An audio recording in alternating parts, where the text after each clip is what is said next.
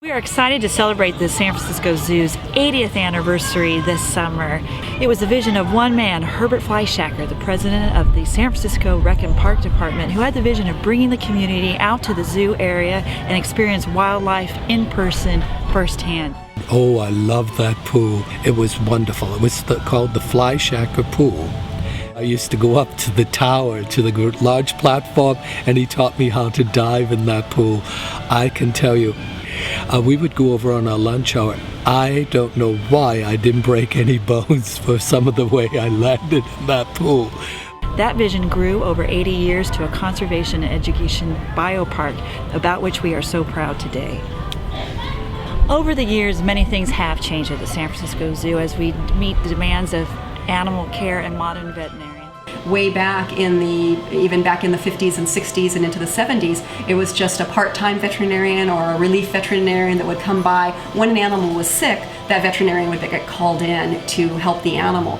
Right now, the majority of our days, the veterinarians are spending preventing the animals from getting sick. So we actually are working on a very in-depth preventative medicine program. So our goal now is to keep the animals healthy, not just to take care of them when they're sick, which we also do as well.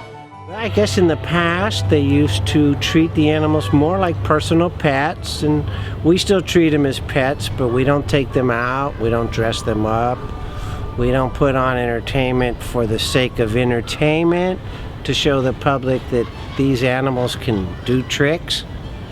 We now like to let them be animals and provide a beautiful exhibit like this for them to be animals, where the giraffes can roam instead of walking in circles in a cage, where Jockey Cotton was able to climb the cyclone fence and jump on the giraffe's back and ride it for a while. We don't do that anymore. We still have to move them. We still have to physically inspect them for health and whatnot, so we do that as briefly as possible. But in the past, they would simply just take the animal home and have 24-hour care with the keeper who was in charge. Our animals don't leave the zoo grounds anymore. It's probably a wise thing. The San Francisco Zoo has provided generations of communities and families fond memory experiences, from the early days of the puffer train, today's African savanna. From the youngest toddler to our most senior of adults, we provide a meaningful and safe experience for our community. I remember one time we were on strike here, and the animals really missed the people. They really missed the people. So that whole interaction, even though you might think that, the animals are getting upset with the people and what have you, they still miss it. And if it's not there, it's a stimuli for them.